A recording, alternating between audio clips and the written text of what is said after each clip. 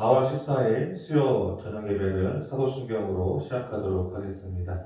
전능하사 천지를 만드신 하나님 아버지를 내가 믿사오며 그 외아들 우리 주 예수 그리스도를 믿사오니 이는 성령으로 잉태하사 동정녀 마리아에게 나시고 본디오 빌라도에게 고난을 받으사 십자가에 못 박혀 죽으시고 장사한 지 사흘 만에 죽은 자 가운데서 다시 살아나시며 하늘에 오르사 전능하신 하나님 우편에 앉아 계시다가 저리로서 산자와 죽은 자를 심판하러 오시리라.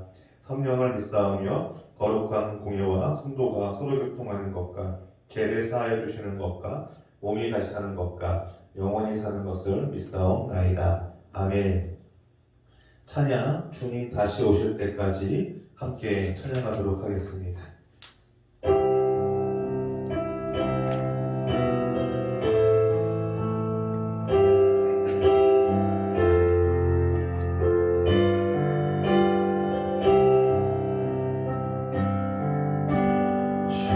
주님 다시 오실 때까지 나는 이 길을 가리라. 좁은 길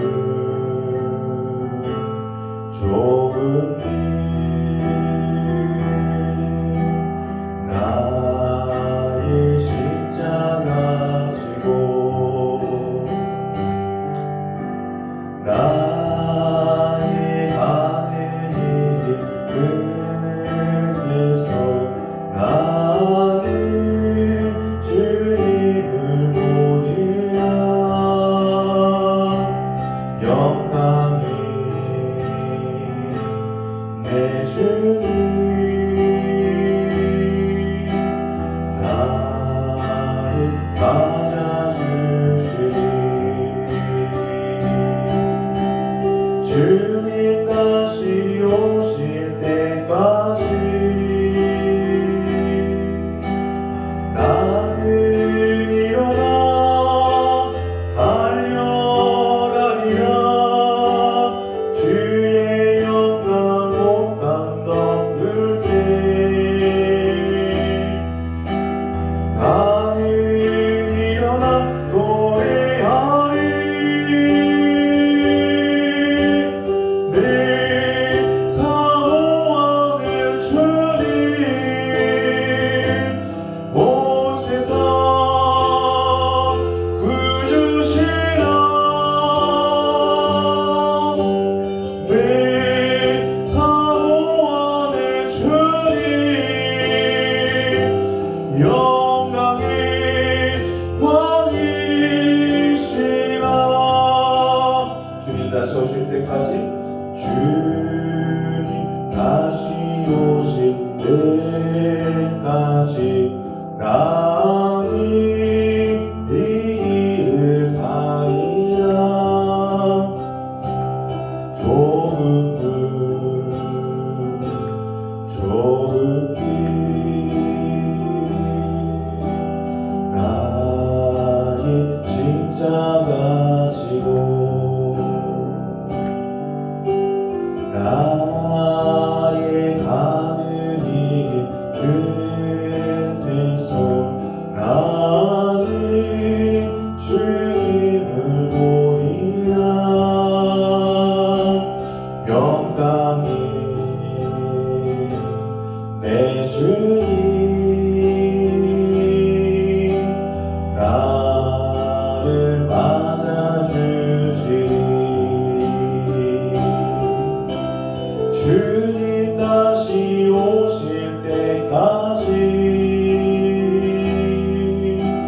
나는 일어나 달려가리라. 주의 영광 온 땅 덮을 때 나는 일어나 노래하리. 내 삶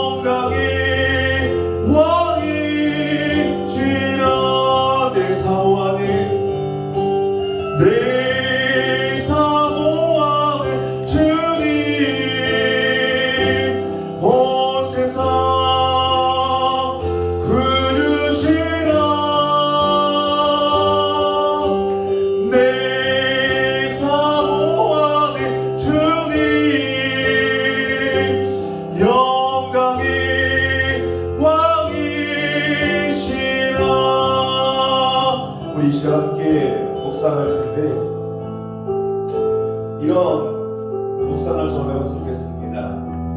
오늘 하루 나는 무엇을 위해 살아가고 계십니까? 그리고 내 인생의 발걸음이 무엇을 향해 걸어가고 계십니까? 내 인생의 최종 목적은 무엇입니까? 어떤 기대를 바라보면서 나아가고 계십니까? 많은 신앙인들이 바라봐야 할 것은 예수 그리스도라는 그 표적, 그리고 그 기대를 바라보고 나아가야 하는 줄 믿습니다. 그리고 우리가 궁극적으로 도착해야 할 바로 저 천국 땅을 바라보고 걸어가야 하는 줄 믿습니다. 그런데 우리가 삶을 살아가다 보면은 이 정도면 되겠지라는 그러한 아니란 생각 때문에 때로는 내 신앙생활과 그리고 내 믿음 생활을 조금은 등한시할 때가 있습니다. 주님을 바라보는 우리의 마음과 그리고 주님을 향해 달려가는 우리의 발걸음과 그리고 저 천국이라는 그 마지막 목적지까지 달려가는 우리의 삶의 모습은 항상 열심을 다해야 하는 겁니다. 이 정도면 되겠지. 그래, 이 정도면 내가 할 만큼 다 한 거야 라는 그런 마음과 그리고 그런 중심이 우리 신앙인의 마음 가운데 있어서는 안 되는 것입니다. 늘 최선을 다해 주님을 향해 열심으로 달려가야 하고 내게 주신 그 사명을 다해야 하는 겁니다. 우리 시간 함께 기도할 때에 이렇게 기도했으면 좋겠습니다. 주님이 다시 오실 그때까지 나에게 주신 그 사명을 내가 정말 최선을 다해서 열심히 감당할 수 있게 주님 도와달라고 우리 시간 함께 기도하도록 하겠습니다. 아버지 예수로 나오게 하시다 아버지 하나님 감사합니다. 하나님 아버지 우리의 마음과 우리의 믿음과 우리의 신앙이 하나님 나에게 주신 그 사명에 달려갈 수 있는 아버지의 그 마음과 아버지 그 중심을 우리가 따르면서 하나님 내게 주신 아버지 그 사명을 감당할 때에 하나님 이정도면 되겠지 아버지 그런 아니랍니까? 아버지 그런 자만을 가지고 아버지가 나가는 것이 아니라 아버지 열심을 품고 달려갈 수 있는 아버지 그 마음과 그 믿음과 아버지 그 시험을 우리에게 하여 주시면서 하나님 믿음 생활과 아버지 그 신앙 생활은 아버지 이 정도면 되겠지 아버지 그런 아니한 마음이 있으면 안 됩니다. 아버지 주님이 주시는 그 사명을 하고 우리에게 감당하는 아버지 그 열심을 품고 나가는 것이 아버지 우리에게 주신 아버지 그 사명의 아버지 길이자 아버지 그 신앙의 길이자 아버지 믿음의 길이 믿사오니 하나님 내가 원하는 아버지 이 길 가운데 넘어지지 않게 하시고 빠지지 않게 하시고 하나님 또 쉬지 않게 하시고 아버지 넘어지지 않게 하시고 무너지지 않게 하시고 아버지 올드에게 내주시는 그 사명을 아버지 잘 감당해 나갈 수 있는 아버지 그런 복된 인생 될 수 있도록 주여 허락하여 주시옵시고 아버지 지금 생각하고 예배를 나가는 그 마음과 그 중심이 아버지 그 아버지 정말 성경과 아버지 지식을 나가시는 아버지 그런 복된 영혼이 될 수 있도록 아버지 주여 허락하여 주셔서 아버지 내 마음에 그 뜨거운 그 첫사랑의 열정이 식지 않도록 주님 붙들어 주시옵시고 아버지 그 첫사랑의 열정을 가지고 아버지 온전하게 아버지 나가시는 아버지 그런 복된 영혼이 될 수 있도록 아버지의 사랑을 가지시는 아버지 하나님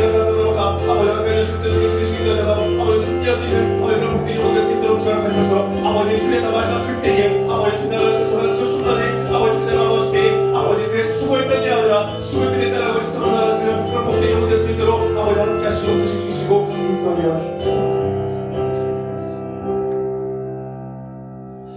주님 감사합니다. 하나님 우리의 믿음과 우리의 신앙이 내게 주신 그 사명을 온전히 감당할 수 있도록 하나님 그 열정을 우리가 허락하여 주시옵시고 온전하게 주님을 하고 나갈 수 있는 그 믿음과 그 중심을 주님 우리에게 허락하여 주시옵소서. 하나님 나에게 주신 그 사명이 있습니다. 하나님 그 사명을 감당할 때에 하나님 내 삶의 중심 가운데 하나님 내 삶의 그 믿음 가운데 그 신앙 가운데 하나님께서 허락하시는 그 사명을 온전히 감당할 수 있는 그런 복된 중심을 허락하여 주시옵시고 이 정도면 되겠지라는 그런 안일한 마음보다는 하나님 어떤 일을 감당하든지 정말 최선을 다해 달려갈 수 있는 그런 복된 영혼들이 될 수 있도록 주님 축복하여 주시옵소서. 예수님의 이름으로 기도했습니다. 아멘.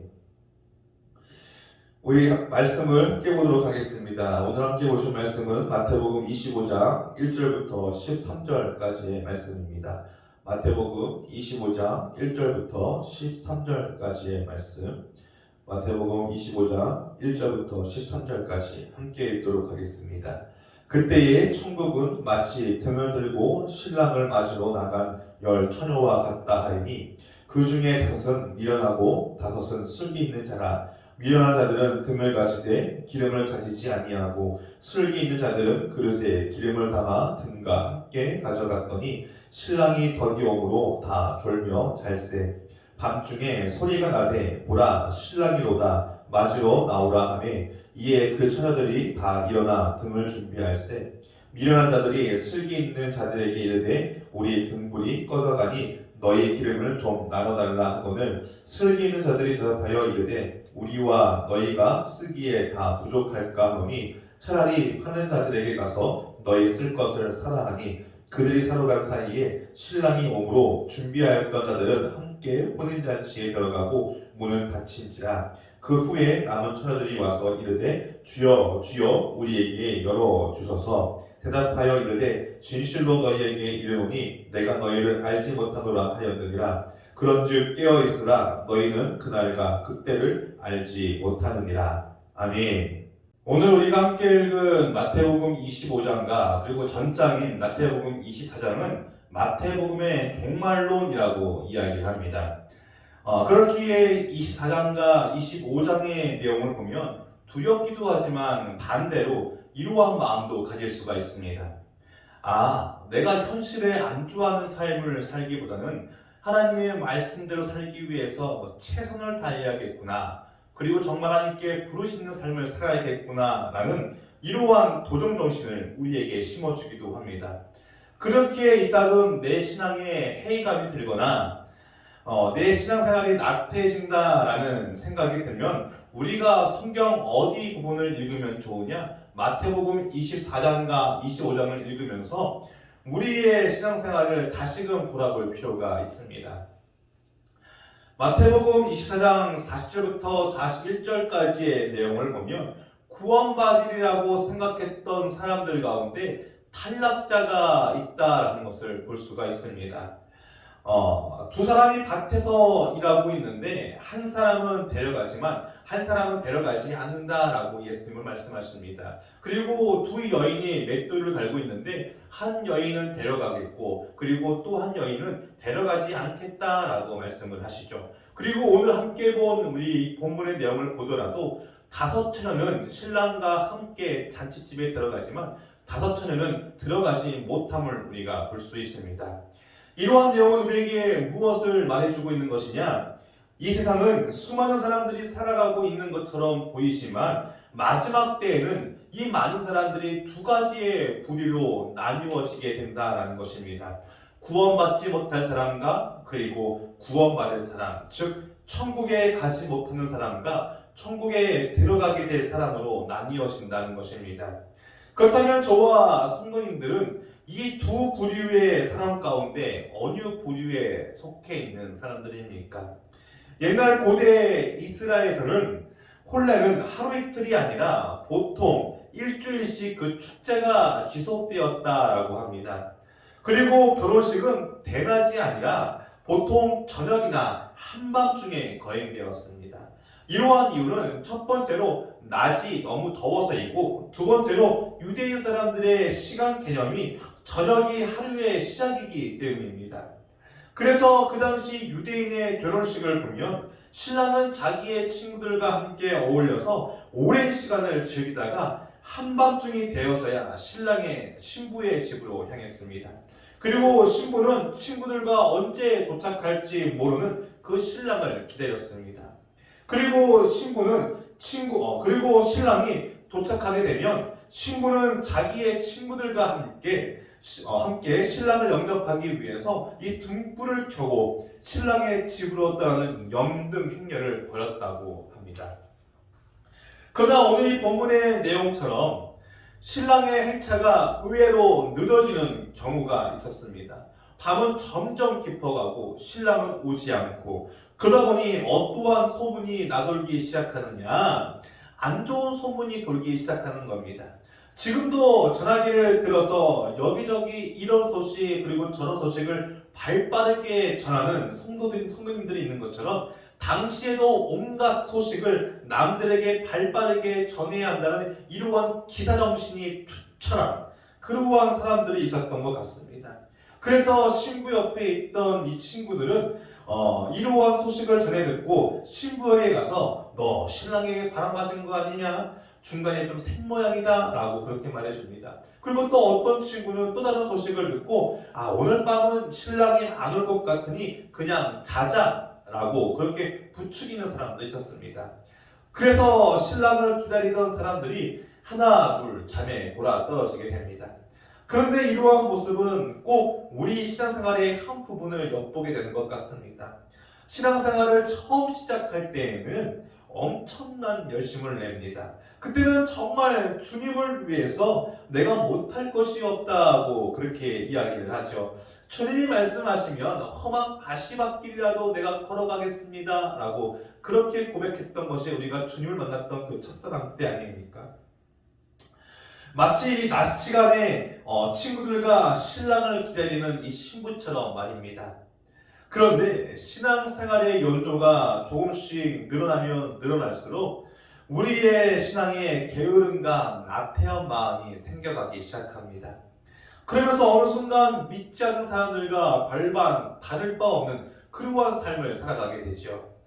세상 사람들이 좋아하는 것을 나도 똑같이 좋아하고 세상 사람들이 싫어하는 것을 나도 똑같이 싫어하는 그러한 모습으로 살아가게 됩니다. 그리고는 조그마한 시험거리가 생기게 되면요, 뒤로 자빠져서 넘어지고 그리고 주님과 거리를 두는 삶을 살아갈 때가 있습니다.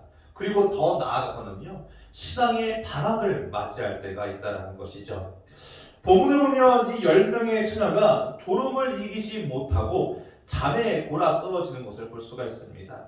그런데 한밤중에 이 고요한 정적을 깨고 한 소리가 울려 퍼집니다. 오늘 본문 6절이죠. 보라, 신랑이로다 라고 말입니다. 그래서 그 소리에 깬 슬기로운 5처녀는 잔치집에 들어가게 되고 기름을 넉넉히 준비하지 못한 미련한 처녀들은 시장을 향해 기름을 사러 갔다가 이미 그 시간이 너무 늦어서 그 잔치집에 들어가지 못하게 됩니다. 자, 그리고 이 잔치집에 들어가지 못한 이 미련한 5명의 처녀들은 그 닫힌 그 잔치집의 그 문을 두드리면서 자기가 들어갈 수 있게 해달라고 그렇게 사정을 합니다. 그런데 이때 신랑이 어떻게 이야기를 합니까? 본문 12절에 내가 너희를 알지 못하노라 라고 그렇게 대답을 합니다. 미련한 처녀 5명은 결국 성실하지 못한 모습으로 인해서 친구들 사이에서 혼인잔치에 들어가지 못하는 그러한 낙오자가 되어버린 것입니다. 게다가 오늘 본문에서 말하는 이 신랑은 누구를 이야기하는 겁니까? 바로 예수님을 말하는 것입니다. 신랑이신 예수님을 놓친 것은 무엇을 놓친 것이냐? 천국을 놓친 것입니다.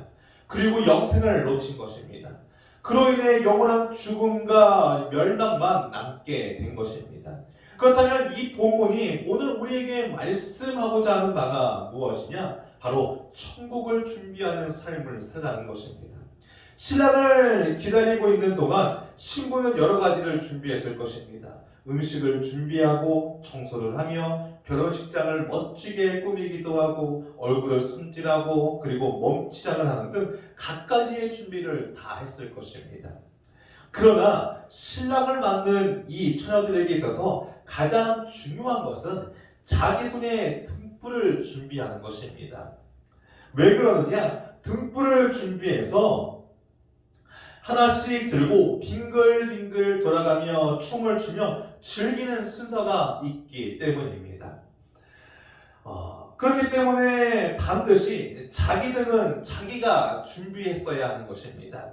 그러므로 아무리 옷을 잘 입고 화장을 잘하고 그리고 몸치장을 그렇게 아름답게 꾸민다 한다고 한들 등불을 준비하지 못하면 잔치집에 들어갈 자격도 없게 되는 것입니다. 오늘 본문을 보아도 등불을 준비하라고 말합니다. 오늘 본문을 자세히 보면 슬기로운 5처녀와 그리고 미련한 5처녀가 다 같이 등잔을 준비했다고 말합니다. 그리고 성경에는 기록되지 않았습니다만 옷도 다 잘 입었을 것이고 화장도 이쁘게 했을 것이고 다 정말 아름답게 치장했을 것입니다. 그리고 필요한 등잔도 다 준비가 되어 있었습니다. 한마디로 말하면 눈에 보이는 것은 완벽하게 다 준비한 것입니다. 그런데 눈에 보이지 않았던 것을 소홀히 했던 것입니다. 무엇이요? 바로 등잔에 들어갈 기름을 준비하지 않았던 것입니다. 어찌 보면 요즘 시대를 살아가고 있는 신앙인들의 모습이 이루어지지 않은가 생각이 들 때가 있습니다. 별로 중요하지 않은 일에는 참 관심이 많습니다. 그런데 정작 중요한 일에는 관심이 하나도 없어요.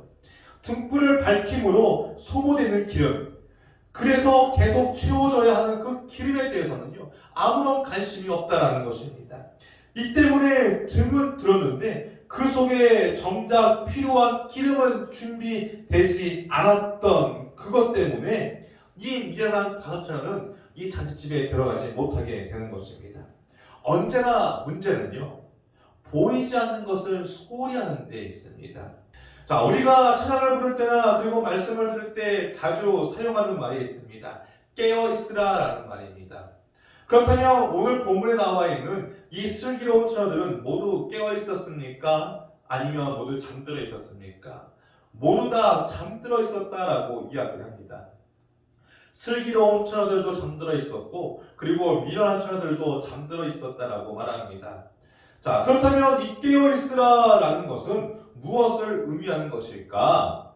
직장에도 안 가고, 학교에도 안 가고, 사업도 안 하고, 친구들도 안 만나고, 맨날 교회에 주구장창 와서 기도만 하고 봉사만 하는 것이 영적으로 깨어있는 삶일까? 아니요. 그러한 삶이 영적으로 깨어있는 삶이 아닙니다. 깨어있다라는 것은요, 밤새워 눈을 뜨고 있는 것이 깨어있는 삶이 아니라 아무 때나 오셔서 주님께서 아무 때나 오셔도 나는 항상 그 주님을 맞이할 준비가 되어 있습니다 라는 바로 이러한 중심의 삶을 사는 것이 바로 깨어있는 삶입니다.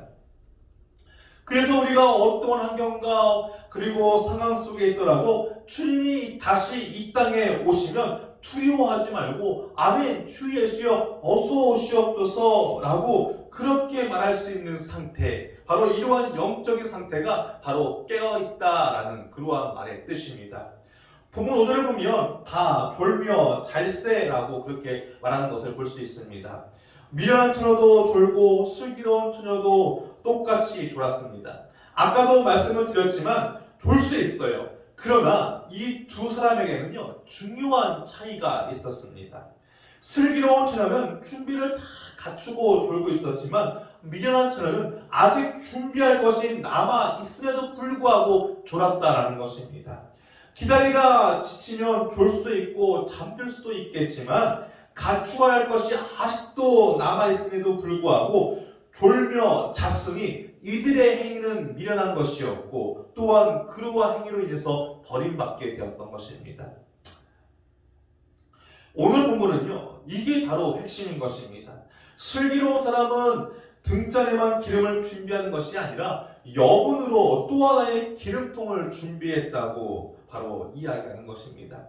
이 본문이 우리에게 보여주는 진리는 우리가 천국을 준비하되 그리고 예수님 오실 것을 준비하되 준비만 하는 모습으로 끝나는 것이 아니라 완벽하게 준비해야 한다는 것입니다.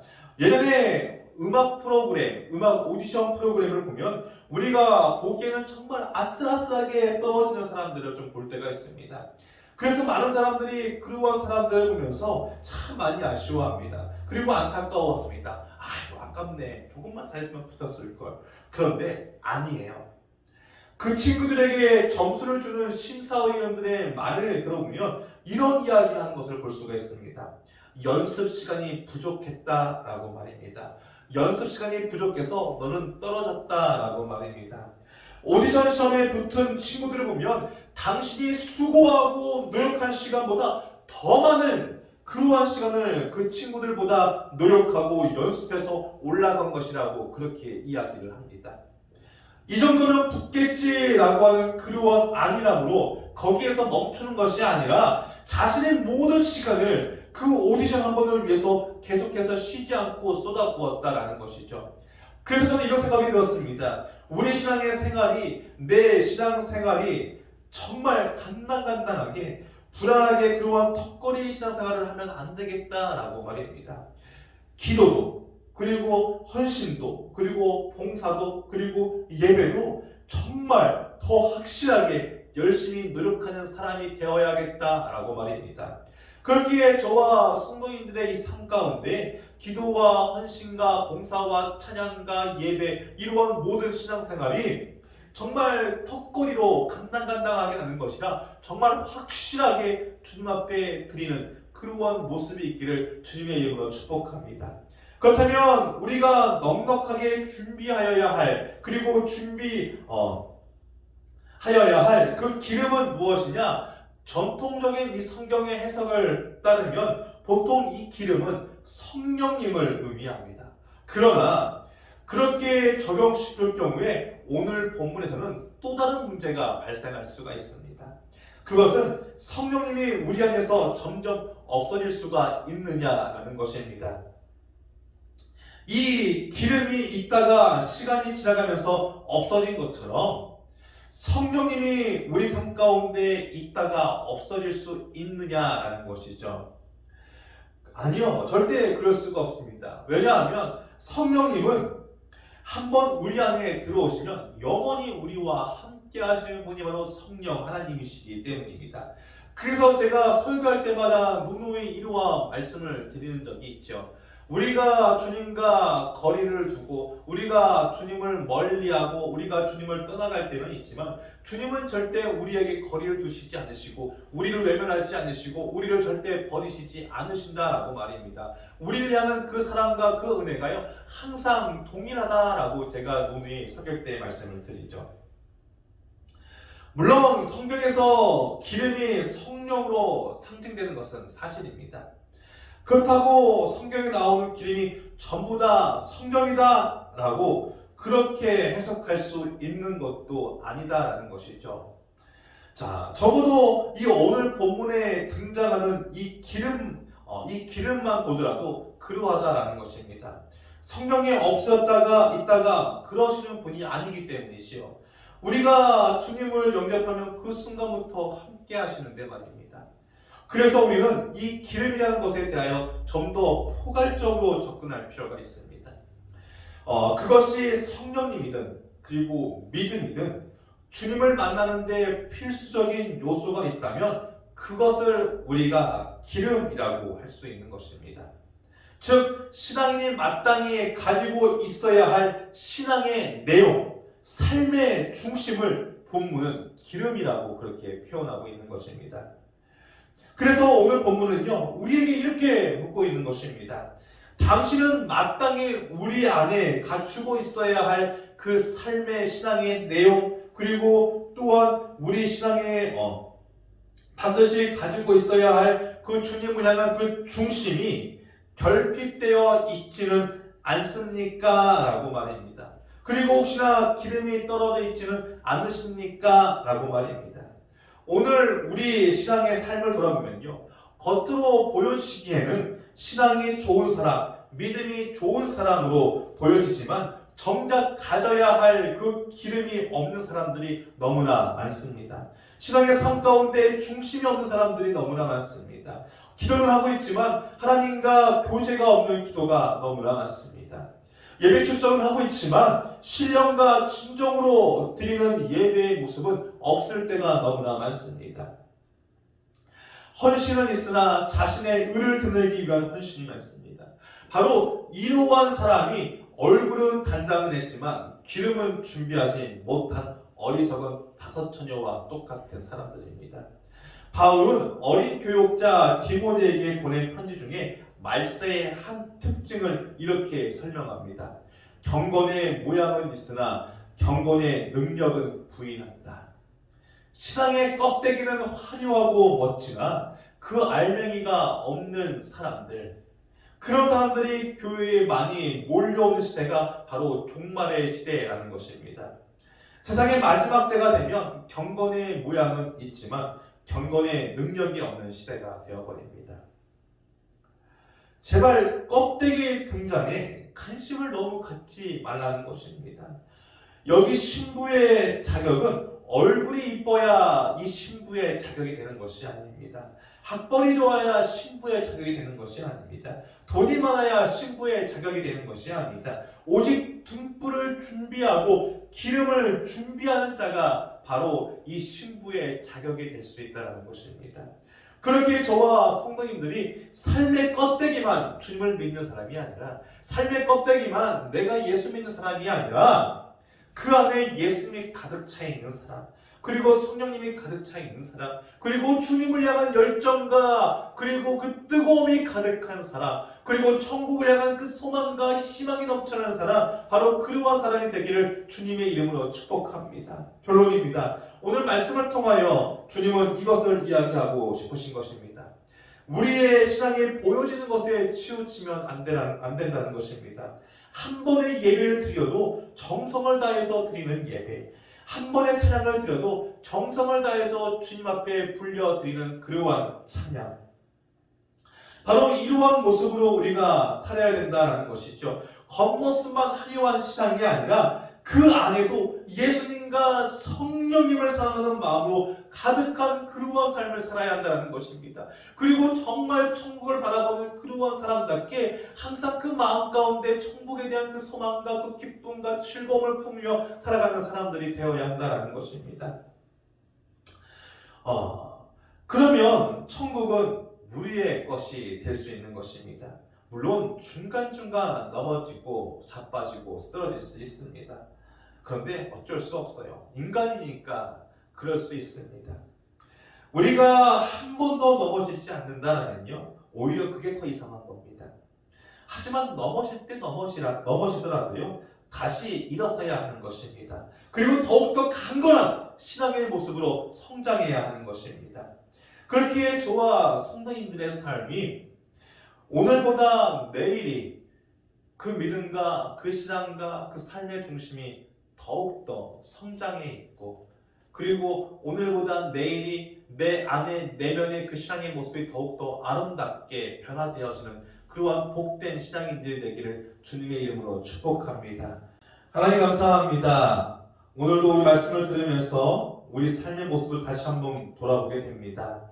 하나님, 내가 주님을 처음 만났을 때의 그 열정과 그 뜨거움과 그 사랑을 잊고 살아가지는 않았나, 하나님 다시금 돌아보게 됩니다. 하나님, 내 마음 가운데 주님을 향한 열정과 사랑과 그리고 그 뜨거움이 식었다면 하나님, 내 마음을 주님께서 만져주시고 붙드시고 지켜주셔서 다시금 주를 위해서 열심을 다해 달려갈 수 있는 그런 복된 신앙인들이 될 수 있도록 주님 축복하여 주시옵시고, 하나님, 우리 삶 가운데 항상 천국을 향한 그 소망과 그리고 그 기쁨과 감사와 희망에 넘쳐날 수 있는 그런 복된 영혼들이 될 수 있도록 주님 축복하여 주시옵소서. 예수님의 이름으로 기도했습니다. 아멘. 우리 주기도문을 마치겠습니다. 하늘에 계신 우리 아버지여, 이름이 거룩히 여김을 받으시오며 나라가 임하시오며 뜻이 하늘에서 이루어진 것 같이 땅에서도 이루어지이다. 오늘 우리에게 일용할 양식을 주시옵고 우리가 우리에게 죄 지은 자를 사하여 준 것 같이 우리 죄를 사하여 주시옵고 우리를 시험에 들게 하지 마시옵고 다만 악에서 구하시옵소서. 나라와 권세와 영광이 아버지께 영원히 있사옵나이다. 아멘.